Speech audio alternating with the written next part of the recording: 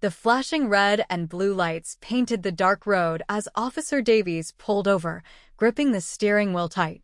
His heart pounded. He had done nothing wrong, yet he knew what was coming. A tall, burly officer strutted toward his car, tapping his flashlight against the window. Officer Miller, a name whispered with fear in the black community of Riverwood. His reputation for harassing and framing innocent black men was well known. License and registration. Miller barked, his hand resting on his holster. Davies handed over his documents, his fingers steady despite the situation. Is there a problem, officer? Miller smirked. Step out of the car now. Before Davies could protest, the officer yanked open the door and pulled him out. Within seconds, he was slammed against the hood. Pain shot through his ribs. What's going on? Davies demanded. Under arrest. Miller sneered. Possession of stolen goods and resisting arrest. Davies's eyes widened. That's a lie. I did nothing. Shut up. Miller shoved him into the back of the police car. As the car sped off toward the station, Davies took a deep breath. They hadn't just targeted any businessman. He was someone they should have never messed with, and they were about to find out why. Meanwhile, back at the station, Miller made a phone call. We got another one. Judge, should be an easy win. Judge Roberts chuckled on the other end. Good work, Miller. Let's make sure this one doesn't see the light of day again. Davies sat in the courtroom, his hands cuffed in front of him. The judge, Roberts, glared down at him with cold, piercing eyes. Roberts and Miller had a long history of working together, sending innocent black men to prison for crimes they never committed. The trial was a joke. The prosecutor presented fake evidence, a stolen watch supposedly found in Davies's car. No fingerprints, no proof, just Miller's word against his. Your Honor, Davies's lawyer, Ms. Johnson, argued, this is a clear case of racial profiling. Officer Miller has a record of misconduct. My client is an innocent man. Judge Roberts sighed dramatically. Enough, Ms. Johnson. Let's not make this about race. The evidence speaks for itself. Davies clenched his fists. The judge wasn't even trying to hide his bias. Miller took the stand, putting on an Oscar-worthy performance. I saw the stolen watch in plain sight on the passenger seat, he claimed. He got aggressive, tried to resist, so I had no choice but to arrest him. Davies couldn't believe the audacity. This man lied so smoothly it was sickening. The verdict is guilty, Roberts declared without hesitation. Mr. Davies, you are sentenced to 5 years in prison. Gasps filled the courtroom. Davies stared at the judge, his face unreadable. Then he smiled. Roberts frowned. Something funny, Mr. Davies? Davies leaned forward.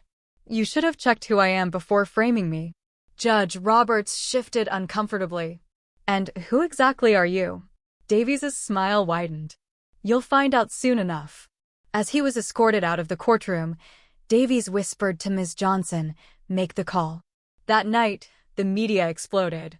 Davies wasn't just a businessman. He was the son of a powerful U.S. senator, and not just any senator.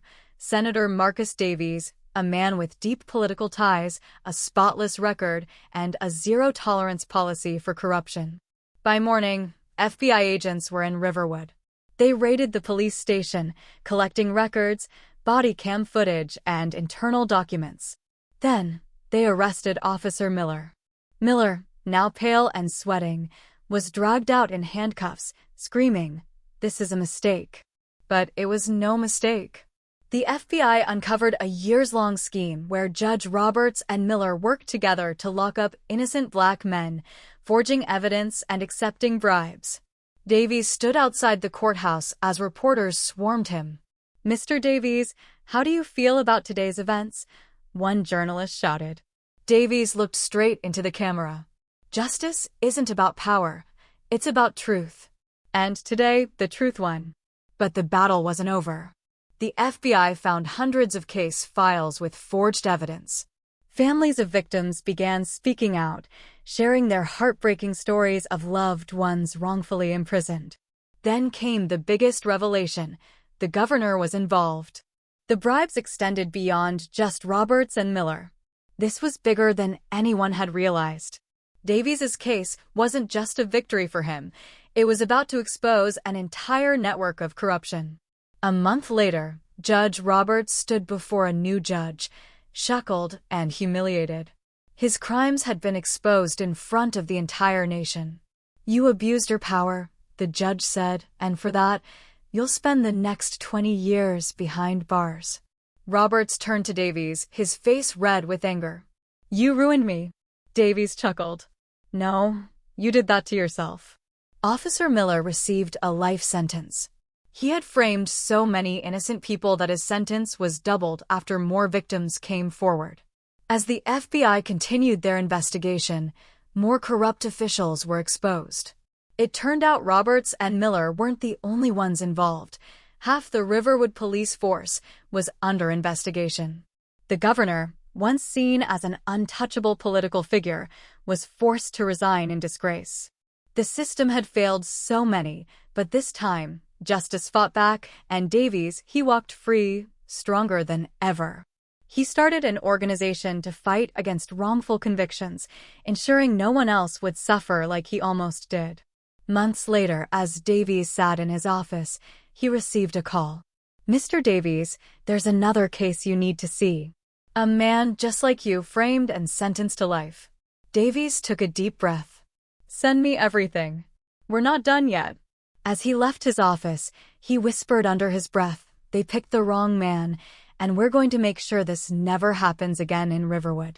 The fight for justice had just begun, with Davies leading the charge to dismantle the deeply rooted corruption and ensure a fair legal system for everyone, regardless of their race or background, ultimately leading to federal intervention and a complete overhaul of the Riverwood justice system, resulting in the exoneration of numerous wrongly convicted individuals and the establishment of stringent oversight to prevent future abuses.